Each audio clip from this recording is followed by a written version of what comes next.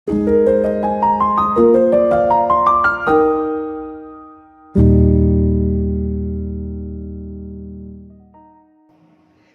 sejahtera saudara yang dikasihi Tuhan.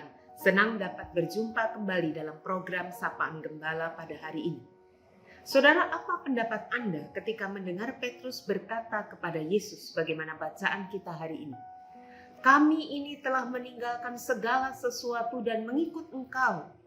Markus 10 ayat 28. Jika kita memeriksa perikop sebelumnya, kita akan menemukan juga bahwa Yesus berbicara kepada orang kaya, bahwa ia harus menjual apa yang ia miliki dan memberikannya kepada orang miskin.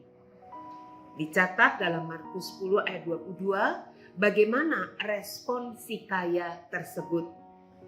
Mendengar perkataan itu, ia menjadi kecewa. Lalu pergi dengan sedih si kaya itu tentunya, sebab banyak hartanya.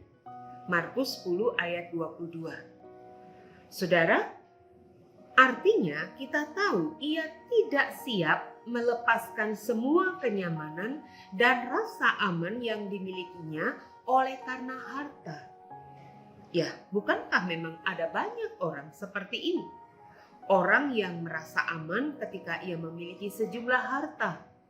Itulah sebabnya produk-produk asuransi dan investasi menjadi pilihan sebagian orang. Apakah ini salah? Tentu tidak sepenuhnya salah. Kita juga memang perlu mengelola harta yang Tuhan berikan secara bertanggung jawab dengan cara berhemat dan menabung serta menyiapkan hari depan melalui asuransi, investasi atau apapun juga. Namun yang paling penting di atas semuanya adalah kita tidak pernah boleh meletakkan rasa aman kita di sana. Apalagi melakukan apa saja untuk mendapatkan dan mempertahankannya, meskipun itu merugikan orang lain. Ya, kita selalu harus mengingatkan diri kita sendiri bahwa segala sesuatu di dunia tidaklah kekal. Bencana, musibah, penyakit, atau apapun bisa datang setiap saat, meskipun kita tidak pernah mengharapkan. Bayangkan jika kita meletakkan kebahagiaan, kenyamanan, apalagi rasa aman kita pada semua itu, sangat mungkin kita akan kecewa. Saudara, sampai di sini kita bisa memahami bukan dalam konteks apa Petrus mengatakan bahwa mereka telah meninggalkan segala sesuatu dan mengikut Yesus. Secara tidak langsung, Petrus mau mengatakan nih, kami atau aku nggak seperti si orang muda yang kaya itu loh, ya. Kami jelas lebih baik dari dia. Ya, saudara, jika demikian, apakah kita akan memberikan selamat pada Petrus? Wah, kamu hebat, teman-temanmu hebat. Ataukah saudara justru merasa terganggu dengan ucapan Petrus itu?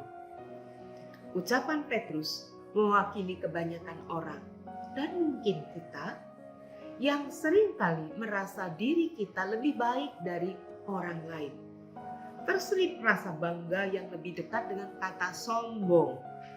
Sehingga kita lupa bahwa kita bisa seperti ini karena siapa? Ya, sama sekali bukan karena kehebatan kita. Hanya cinta Tuhan yang membuat kita mampu menemukan Dia, sehingga kita memilih untuk mengikut Dia, Tuhan kita. Saudara, mari kita renungkan perkataan Petrus ini lebih jauh.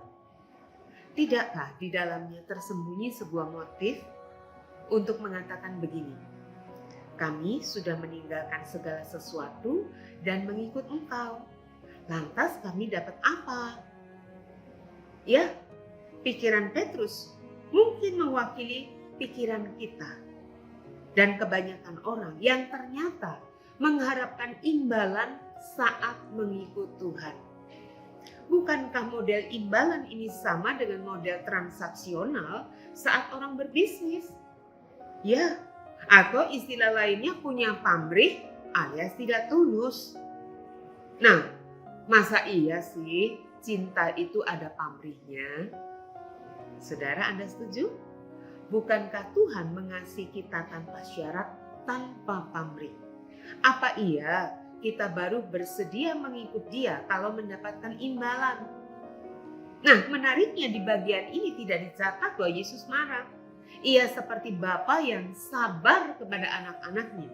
Ia seolah-olah meladeni keinginan dan harapan Petrus dan kawan-kawannya soal imbalan. Namun kita tahu kemudian kelak seperti apa hidup Petrus dan murid-murid Yesus yang lain. Apa yang mereka sebut sebagai imbalan saat itu tidak lagi penting. Bukankah hidup bagi Kristus jauh lebih penting daripada imbalan apapun? Apa pendapat saudara? Mari kita berdoa. Ya Tuhan, buatlah kami melihat betapa besarnya cinta Tuhan atas kami. Sehingga jika kami boleh mengikut Tuhan, itu sudah cukup. Kami tak lagi berpikir tentang imbalan, keuntungan atau apapun. Tapi karena hidup kami sepenuhnya ada di dalam anugerah Allah, apalagi yang kurang.